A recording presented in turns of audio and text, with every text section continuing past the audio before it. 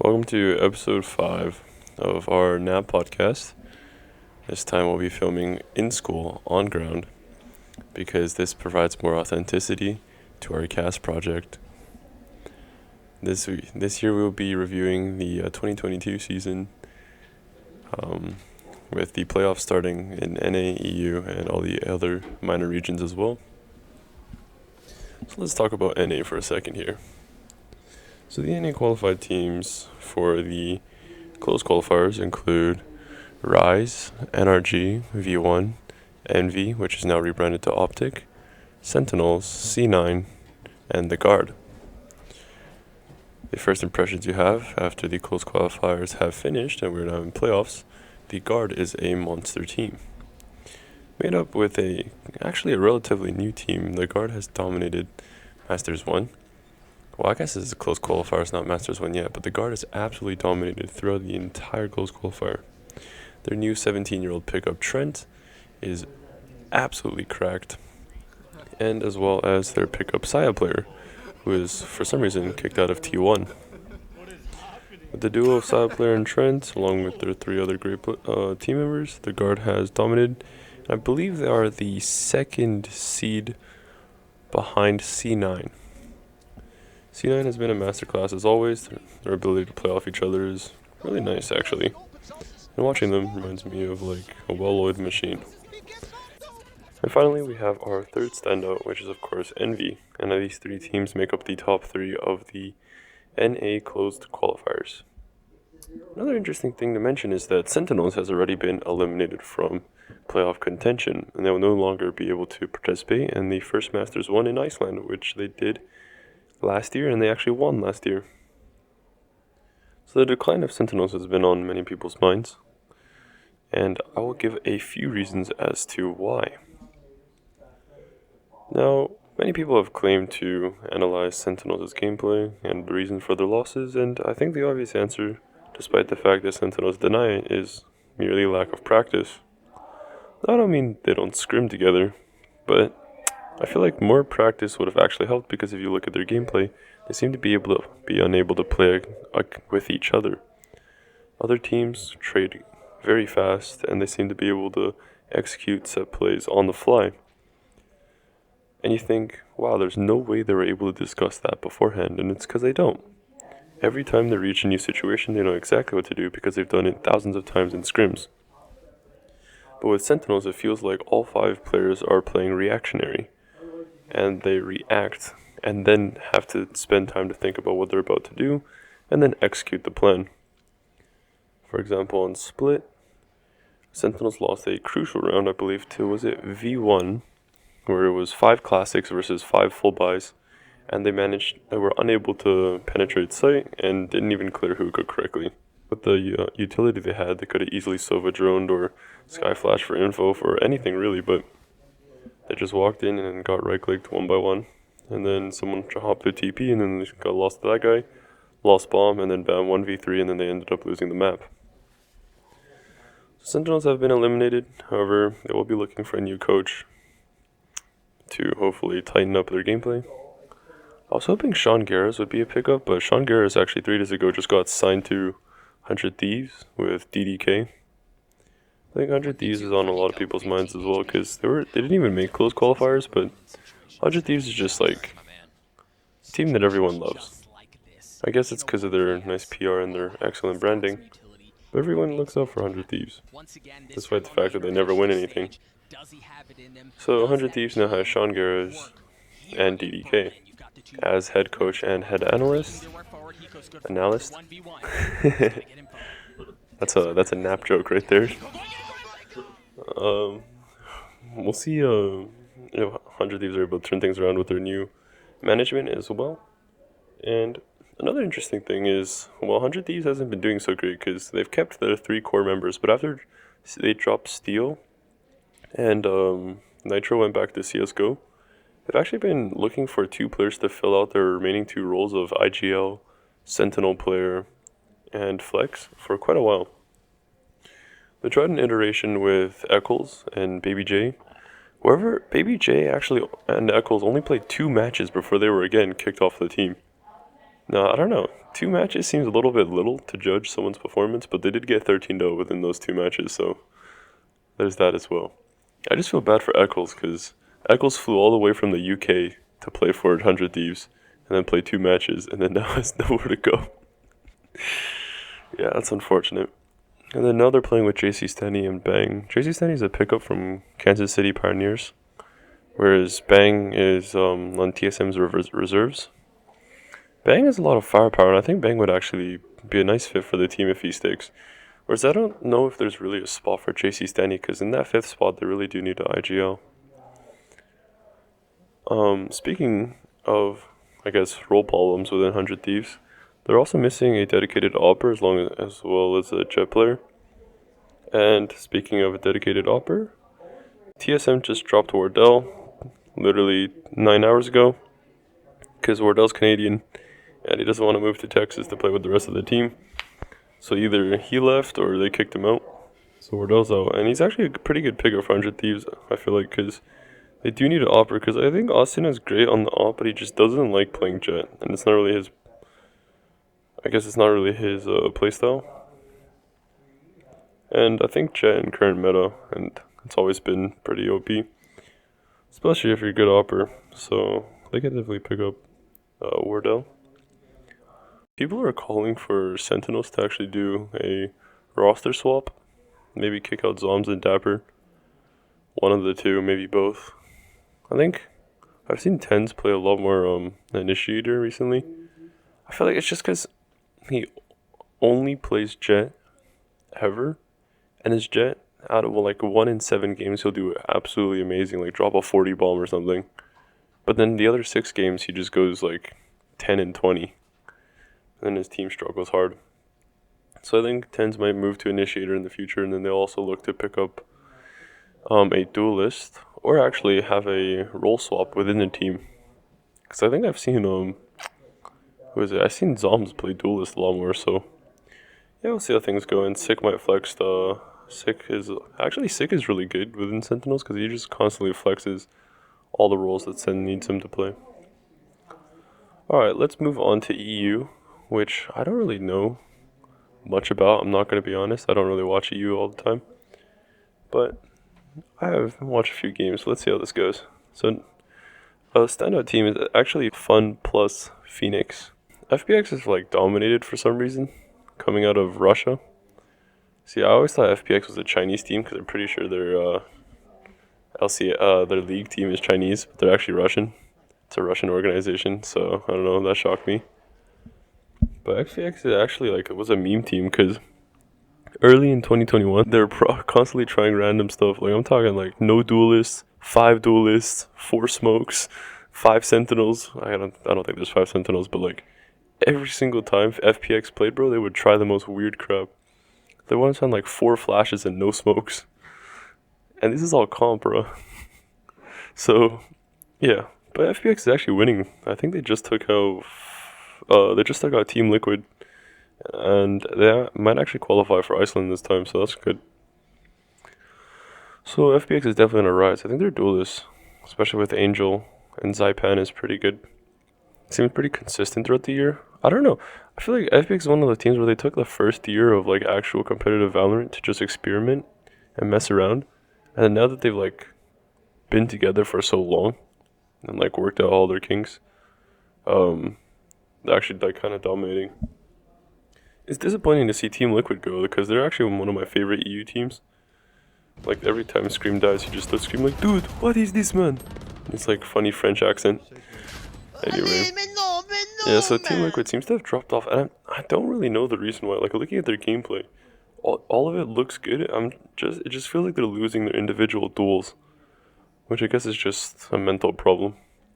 I saw a nasty soul cast whiff on 3 people, bro. He had all 3 lined up, split spawn, or is this soul cast? I don't know. It was TL versus FPX. He had all 3 lined up on split spawn, all their heads, and he whiffed, and he only got 1.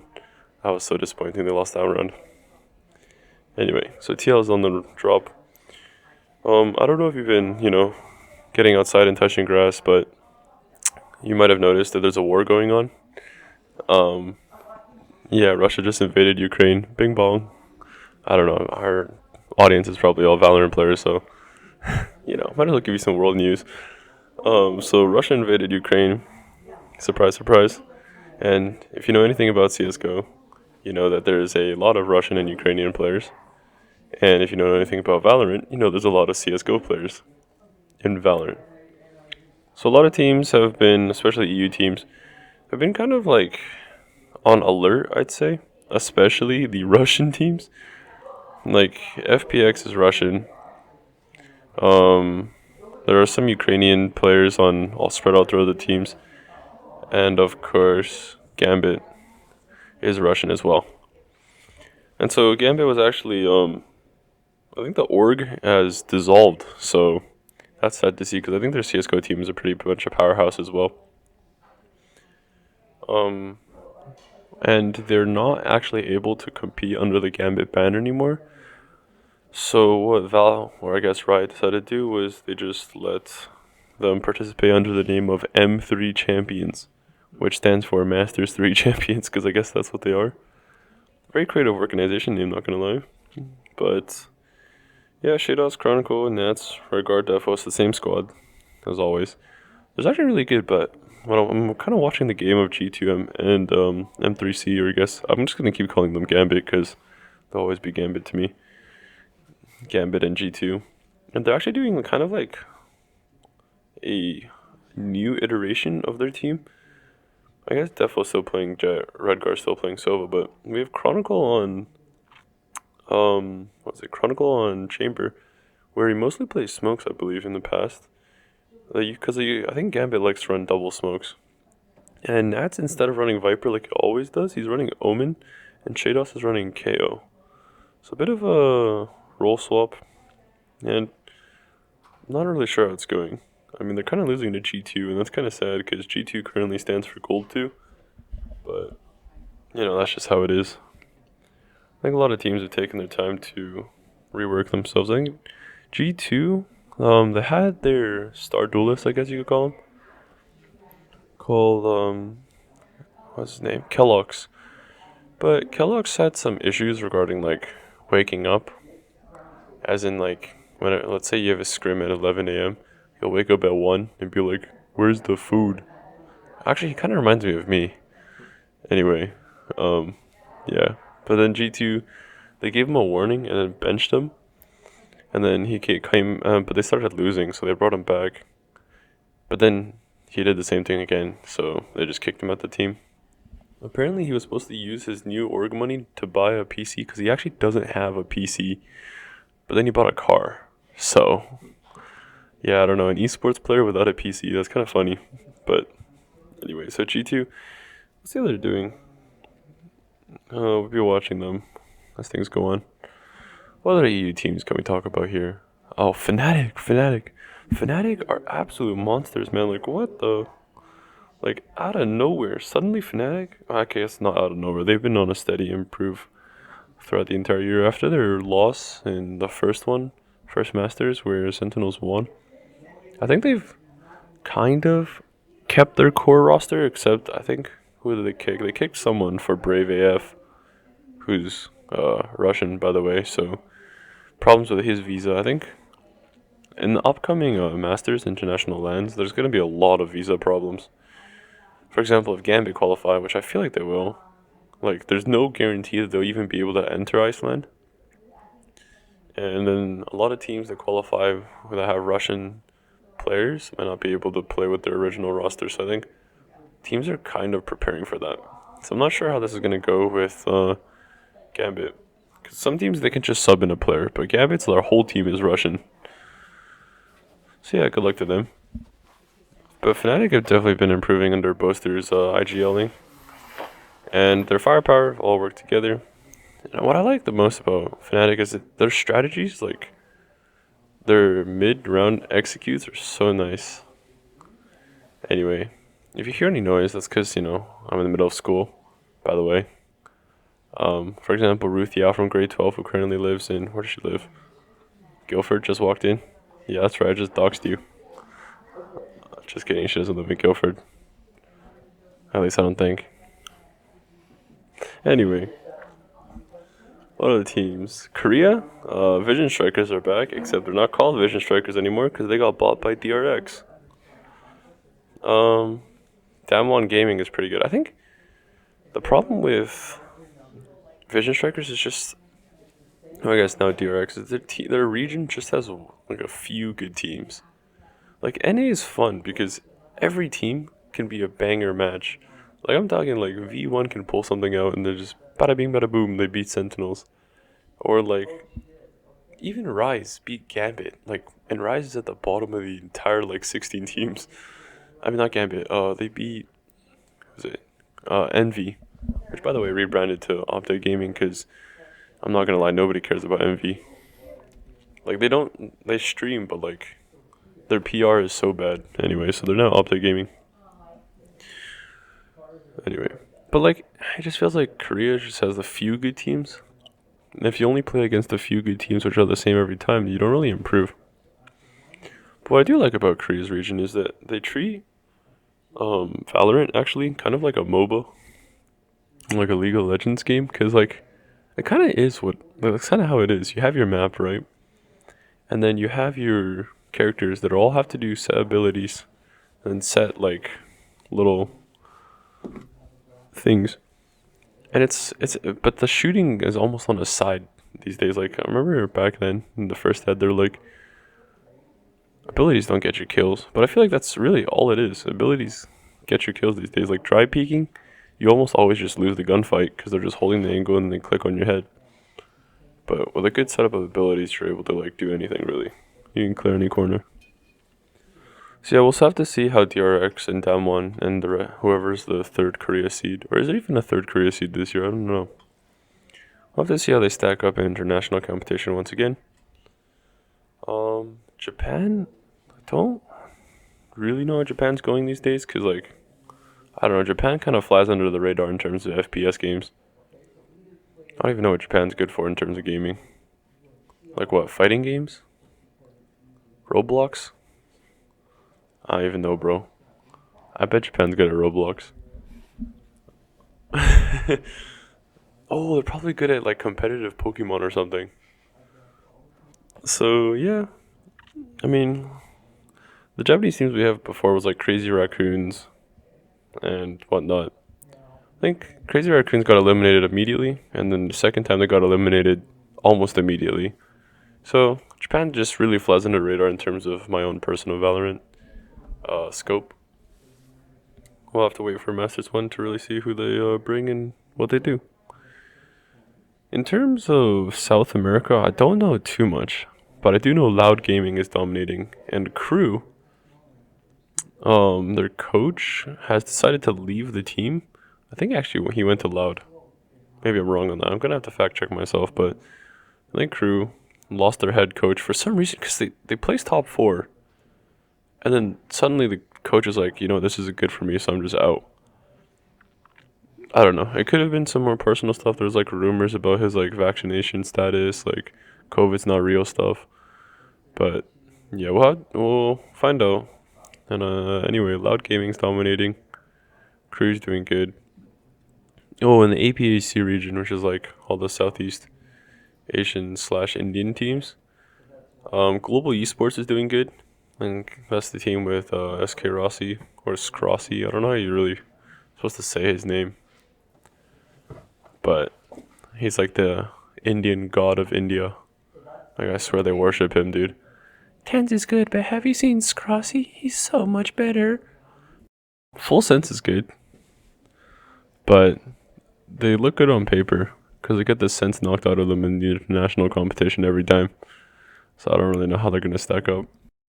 I think that's all the teams in terms of roster movement. There hasn't been much except for NA, because NA is like got so many big orgs that are all trying to win it right off the bat, or like get winning as soon as freaking possible. So they're just like constantly looking to buy and sell players and like kick people out, welcome people in. It's actually like a madhouse over here in NA, I'm not gonna lie.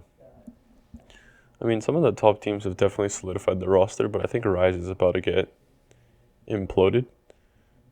A couple months ago, there was actually a big issue between Rise and the org of 5 players. Because I think the 5 players wanted to be paid more, but the org was like, nah. So the 5 players threatened to all walk out, leaving Rise with no team. And in hindsight, I mean, looks like it's going to happen anyway, because, well, Rise, I think, finished last. I don't think they won it. Did they win a single game?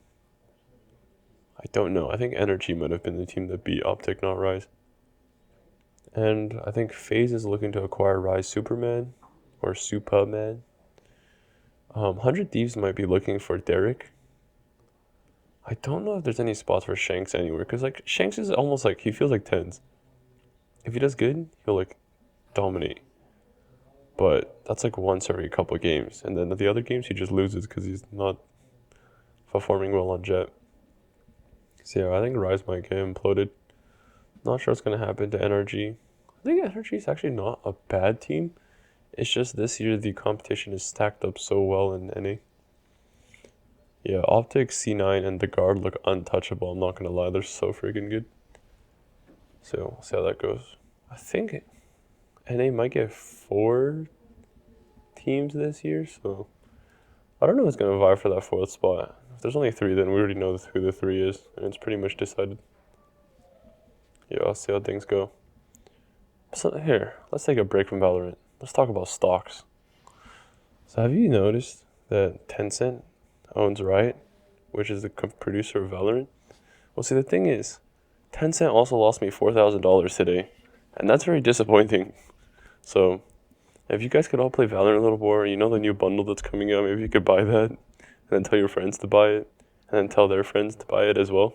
That would help me a lot, because I'm currently missing $4,000, and this hole is like a literal hole in my heart.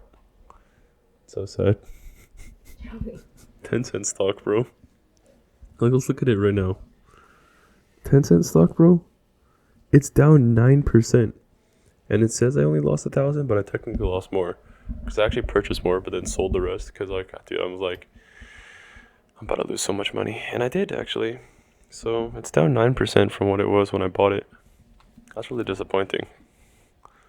Yeah. How many minutes has it been, Henry? 23 minutes?